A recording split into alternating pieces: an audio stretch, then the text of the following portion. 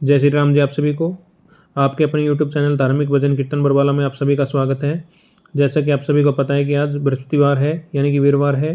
तो आज के दिन बृहस्पति देव की पूजा की जाती है, जो कि केले के पेड़ के पास करनी चाहिए। केले को सींचना चाहिए आज के दिन और बृहस्पति देव की पूजा करनी चाहिए।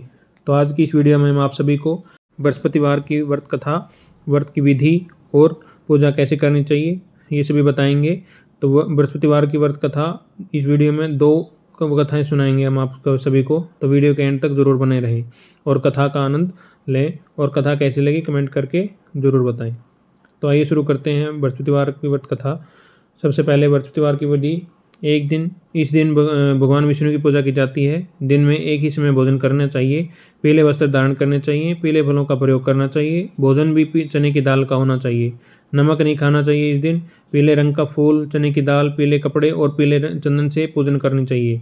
पूजन के पश्चात कथा सुननी चाहिए। यह व्रत करने से बृहस्पति देवता अति प्रसन्न होते हैं तथा धन, अन्न, विद्या व रूपमान पत्नी का लाभ होता है। स्त्रियों के लिए यह व्रत अति आवश्यक है। इस व्रत में केले का पूजन करना चाहिए, जो कि मैंने वीडियो के स्टार्टिंग में आप सभी को बताया था। तो आइए बृहस्पतिवार की व्रत कथा शुरू करते हैं।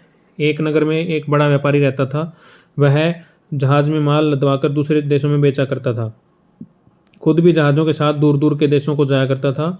इस तरह वह खूब धन कमा कर लाता था। उसकी गृहस्थी खूब मज़े से चल रही थी। वह दान भी खूब जी खोल कर किया करता था, परंतु उसका इस तरह से दान देना उसकी पत्नी को बिल्कुल पसंद नहीं था। वह किसी को एक दमड़ी भी देकर खुश न थी। एक बार जब वह सौदागर माल से जहाज को भरकर किसी दूसरे देश को गया हुआ था, तो पीछे से बृहस्पति देवता साधु का रूप धारण करके उसकी कंजूस पत्नी के पास पहुंचे और भिक्षा की याचना की। उस व्यापारी की पत्नी ने बृहस्पति देवता से कहा कि महात्मा जी, मैं तो इस दान पुण्य से बहुत तंग आ गई हूँ। मेरा पति बहुत सारा धन व्यर्थ में दान में नष्ट कर देता है। आप कोई ऐसा उपाय बताइए जिससे हमारा सभी धन नष्ट हो जाए। इससे न तो धन लुटेगा और न ही मुझे कोई दुख होगा। बृहस्पति देवता ने कहा कि तुम बड़ी विचित्र हो। धन और संतान तो सभी चाहते हैं। पुत्र और लक्ष्मी को तो पापी के घर में भी होना चाहिए। यदि तुम्हारे पास दो धन है तो तुम दिल खोलकर पुण्य कार्य करो। भूखों को भोजन खिलाओ, प्यासों को पानी पिलाओ, यात्रियों के लिए धर्मशालाएं बनवाओ। कितने ही निर्धनों की कन्याएं, कुंवारी कन्याएं धन के अभाव में वे अविवाहित बैठी हैं, उनका विवाह संपन्न कराओ। और भी अनेक पुण्य कार्य हैं जिनको करके तुम्हारा लोक परलोक सार्थक हो सकता है। लेकिन व्यापारी की स्त्री बड़ी ढीठ थी। उसने कहा, महात्मा जी, मैं इस विषय में आपसे कोई बात नहीं सुनना चाहती। मुझे ऐसे धन की कोई आवश्यकता नहीं जो दूसरों को बांटती फिरूं। बृहस्पति देवता बोले कि यदि तुम्हारी ऐसी इच्छा है तो फिर ऐसा ही होगा। तुम 7 बृहस्पतिवार गोबर से घर लीपकर पीली मिट्टी से अपने केशों को धोना, भोजन में मांस मदिरा ग्रहण करना, कपड़े धोना, बस तुम्हारा सारा धन नष्ट हो जाएगा। इतना कहकर बृहस्पति देव अंतर्ध्यान हो गई। उस औरत ने बृहस्पति देवता के कहे अनुसार 7 बृहस्पतिवार ऐसा वैसा ही करने का निश्चय किया। केवल 6 गुरुवार बीतने पर ही उस स्त्री का संपूर्ण धन नष्ट हो गया और वह स्वयं भी परलोक सिधार गई।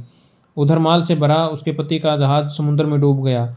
उससे बहुत बड़ी मुश्किल से लकड़ी के तख्तों पर बैठकर अपनी जान बचाई। वह रोता धोता अपने नगर में वापस पहुंचा। वहां आकर देखा तो कि उसका सब कुछ नष्ट हो गया है। उस व्यापारी ने अपनी पुत्री से सब समाचार पूछा। लड़की ने पिता को उस साधु वाली पूरी कहानी सुना दी। उसने पुत्री को शांत किया। अब वह प्रतिदिन जंगल में जाकर वहां से लकड़ियां चुनकर लाता और उन्हें नगर में बेचकर अपनी जीविका चलाने लगा, मगर गुजारा बड़ी मुश्किल से होता था। एक दिन उसकी पुत्री ने दही खाने की इच्छा प्रकट की, लेकिन व्यापारी के पास एक भी पैसा नहीं था। उसको दही लाकर कैसे देता। लकड़हारा उसे आश्वासन देकर जंगल में जाकर एक वृक्ष के नीचे बैठकर अपनी पूर्व दिशा को विचार कर रोने लगा। वह गुरुवार का दिन था। बृहस्पति देवता उसकी यह अवस्था देखकर साधु का रूप धारण करके उस व्यापारी के पास आ पहुंचे और कहने लगे, लकड़हारे, तू इस जंगल में किस चिंता में बैठा है। व्यापारी ने उत्तर दिया, महाराज, आप सब कुछ जानने वाले हैं। इतना कहकर उसने आंध्रकंठ और भीगी आंखों से बृहस्पति देवता को अपनी आप बीती सुना दी।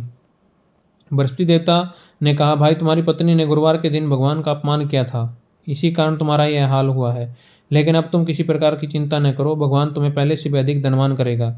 तुम मेरे कहे अनुसार गुरुवार के दिन बृहस्पति देवता का पाठ किया करो। 2 पैसे के चने और मुनक्का मंगवाकर जल के लोटे में थोड़ी सी शक्कर डालकर वह अमृत और प्रसाद परिवार के सब सदस्यों तथा कथा सुनने वालों में बांट दो और खुद भी अमृत पान किया करो और प्रसाद खाया करो, तो भगवान तुम्हारी सब मनोकामना पूर्ण करेंगे।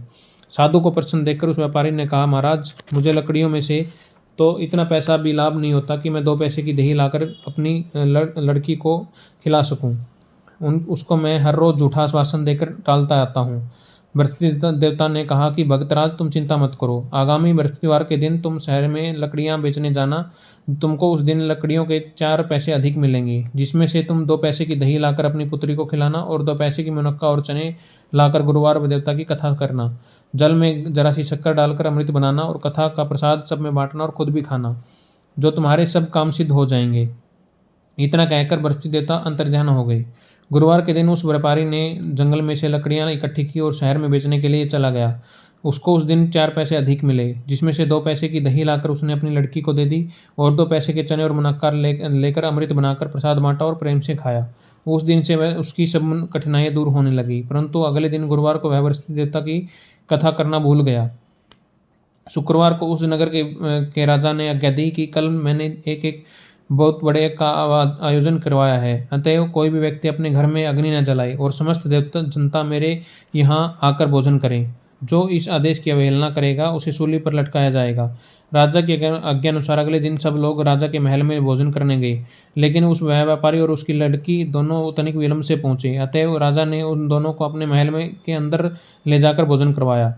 जब वह पिता पुत्री भोजन कर वापसी आए तो महारानी की दृष्टि पर उस खुंटी पर पड़ी जिस पर उसका नौलखा हार टंगा हुआ था। वह खुंटी पर अब हार नहीं था। महारानी को विश्वास हो गया कि उसका हार लकड़हारा और उसकी लड़की ही लेके गए हैं। फौरन सिपाहियों को बुलाकर दोनों बाप बेटी को कैद करवाकर जेल में डाल दिया गया। कैदखाने में पड़कर बाप बेटी दोनों अत्यंत दुखी हुए। वहाँ इन्होंने बृहस्पति देवता का स्मरण किया। बृहस्पति देवता वहीं प्रकट हो गए और व्यापारी से कहने लगे, भक्तराज तुम पिछले सप्ताह बृहस्पति देवता की कथा करना भूल गए थे, इसलिए तुम्हारा यह हाल हुआ है। परंतु तुम किसी प्रकार की चिंता न करो। बृहस्पति के दिन कैदखाने के दरवाजे पर तुम्हें 2 पैसे पड़े मिलेंगे। वह पैसे उठाकर चने और मुनक्का मंगवा लेना। फिर विधि पूर्वक बृहस्पति देवता का पूजन तथा कथा करना, तुम्हारे सब दुख दूर हो जाएंगे। बृहस्पतिवार के दिन उस व्यापारी को जेल के मुख्य द्वार पर के पास 2 पैसे पड़े हुए मिले। बाहर सड़क पर एक स्त्री जा रही थी। व्यापारी ने उसे बुलाकर कहा कि वह बाजार से उसे 2 पैसे के चने और मुनक्का ला दे, ताकि मैं बृहस्पति देवता की कथा कर सकूं। उस पर स्त्री ने कहा कि मैं अपनी बहू के लिए कपड़े सिलवाने जा रही हूँ, मैं बृहस्पति भगवान को क्या जानूं। इतना कहकर वह औरत वहाँ से चली गई। थोड़ी देर बाद वहाँ से एक और स्त्री निकली। व्यापारी ने उस स्त्री को बुलाकर प्रार्थना की, बहन तुम मुझे बाजार से 2 पैसे के चने और मुनक्का ला दो, मुझे बृहस्पति देवता की कथा करनी है। वह स्त्री बृहस्पति देवता का नाम सुनकर बोली, बलिहारी जाऊँ वीर भगवान के नाम पर, मैं तुम्हें अभी मुनक्का और चने लाकर देती हूँ। मेरा इकलौता बेटा मर गया है, मैं उसके लिए कफन लेने जा रही थी, मगर अब पहले तुम्हारा काम करूँगी, उसके बाद मेरे बेटे के लिए कफन लाऊंगी। उस स्त्री ने व्यापारी से 2 पैसे लिए और बाजार से चने और मुनक्का लेकर आई और स्वयं भी बृहस्पति देवता की कथा सुनी। कथा समाप्त होने के बाद वह स्त्री अपने पुत्र के लिए कफन लेकर अपने घर की ओर रवाना हुई तो क्या देखती है कि दोनों कि लोग उसके बेटे की लाश को राम नाम सत्य कहते हुए शमशान की ओर ले जा रहे थे। उस स्त्री ने उन लोगों से कहा, भाई मुझे अपने लाडले का मुख तो दिखने दो। लोगों ने अर्थी को जमीन पर रख दिया। तब उस स्त्री ने अपने मृत पुत्र के मुख में प्रसाद और अमृत डाला। प्रसाद और अमृत के मुख में पड़ने के साथ ही उसका पुत्र उठ खड़ा हुआ और अपनी माता को गले लगाकर मिला। दूसरी स्त्री जिसे बृहस्पति देवता का निरादर किया था, वह अपने पुत्र के विवाह के लिए कपड़े लेकर वापसी लौटी और उसका पुत्र घोड़ी पर बैठकर बारात में निकला तो घोड़ी ने ऐसी छलांग मारी कि वह जमीन पर आ गिरा और बुरी तरह से घायल हो गया और कुछ ही क्षण के पश्चात वह मर गया। तब वह स्त्री रो रो कर बृहस्पति देवता से कहने लगी, हे देव मेरा अपराध क्षमा करो, मुझे मेरा अपराध क्षमा करो। उसकी प्रार्थना सुनकर भगवान बृहस्पति साधु का रूप धारण कर वहाँ आए और वह स्त्री से कहने लगी, देवी अधिक विलाप करने से की कोई जरूरत नहीं है। तुमने गुरुवार देवता का निरादर किया था, जिसके परिणाम स्वरूप तुम्हें यह मिला है। तुम जेलखाने जाकर भक्त से समालोचना करो और उससे सब कुछ ठीक हो जाएगा। वह स्त्री फिर जेलखाने पहुंची और मुख्य द्वार के पास जाकर उस व्यापारी के हाथ जोड़कर कहने लगी, भक्तराज मैंने तुम्हारा कहा नहीं माना, मुनक्का और चना लाकर तुम्हें नहीं दिए। इससे गुरुवार देवता मुझसे रुष्ट गए और जिसके कारण मेरा इकलौता पुत्र मर गया, घोड़ी से गिरकर मर गया। व्यापारी ने कहा कि माता तू चिंता मत कर, गुरुवार देवता सब कल्याण करेंगे। तुम पहले अगले गुरुवार को आकर बृहस्पति देवता की कथा सुनना, तब तक अपने पुत्र के शव को फूल, इत्र, घी आदि सुगंधित पदार्थों में रख दो। उस स्त्री ने ऐसा ही किया। बृहस्पति देवता का बृहस्पति का दिन आया पहुंचा। वह 2 पैसे की मुनक्का और चने लेकर और पवित्र जल का लोटा भरकर जेल के द्वार पर आ गई और श्रद्धा के साथ बृहस्पति देवता की कथा सुनी। तब जब कथा समाप्त हुई तो अमृत व प्रसाद लाकर अपने मृत पुत्र के मुख में डाला। अचानक उसकी सांसें आने लगी तो वह उठकर खड़ा हो गया। पुत्र को लेकर अब वह महिला खुशी से अपने घर को रवाना हुई और बृहस्पति देवता के गुण गाने लगी। उसी दिन रात्रि में राजा को बृहस्पति देवता ने स्वप्न में दर्शन दिए और कहा कि हे राजन, तूने जिस व्यापारी और उसकी पुत्री को जेल में बंद कर रखा है वह दोनों निर्दोष हैं। अब दिन निकलने के साथ ही दोनों को जेल से रिहा कर दो। तेरी रानी का नौलखा हार उसी खूंटी पर लटका है। दिन निकला तो रानी ने अपना हार खूंटी पर लटका देखा। राजा ने उस व्यापारी को जेल से रिहा कर अपने अपराध के लिए क्षमा मांगी और उसको अपना आधा राज्य देकर उसकी लड़की का उच्च कुल में विवाह कर दहेज में हीरे जवाहरात दिए। बृहस्पति देवता ऐसे ही हैं, जैसी जिसकी मनोकामना होती है वह पूर्ण करते हैं। इस व्रत के करने से व्यक्ति रोग मुक्त व निर्धन धनवान होता है, निपुत्र पुत्रवान होता है, यश व ऐश्वर्य की वृद्धि होती है, जीवन सुखमय होता है, मन की चिंताएं भी दूर होती हैं। जो कोई श्रद्धा और प्रेम से बृहस्पति देवता की कथा पढ़ेगा और उस दूसरों को पढ़कर सुनाएगा, उसकी सब इच्छाएं पूर्ण होंगी। बोले बृहस्पति भगवान की जय हो। आइए आप सभी को बृहस्पति देवता की दूसरी कथा सुनाता हूँ। एक दिन इंद्र अहंकार पूर्वक अपने सिंहासन पर बैठे थे और बहुत से देवता, ऋषि, गंधर्व, किन्नर आदि इस सभा में उपस्थित थे। जिस समय बृहस्पति जी वहां आए तो उस सब ने उनके सम्मान के लिए खड़े हुए, परंतु इंद्र गर्व के कारण खड़ा न हुआ, यद्यपि वह सदैव उनका आदर किया करता था। बृहस्पति जी इसे अपना अनादर समझकर वहां से उठकर चले गए। तब इंद्र को बहुत बड़ा दुख हुआ कि देखो, मैंने गुरुजी का अनादर कर दिया है, मुझसे बड़ी भारी भूल हो गई है। गुरुजी के आशीर्वाद से ही मुझको यह वैभव मिला है, उनके क्रोध से यह सब नष्ट हो जाएगा। इसलिए मुझे उनके पास जाकर ही क्षमा मांगनी चाहिए, जिससे उनका क्रोध शांत हो जाएगा और मेरा कल्याण हो जाएगा। इस प्रकार का विचार कर इंद्र बृहस्पति जी के आश्रम पर गए। बृहस्पति जी ने अपने योग बल से जान लिया कि इंद्र क्षमा मांगने के लिए उनके पास आश्रम आ रहा है। तब क्रोधवश उनसे भेंट करना उचित न समझ वे अंतर्ध्यान हो गए। जब इंद्र ने बृहस्पति जी के आश्रम में न देखा तो वह निराश होकर लौट आया।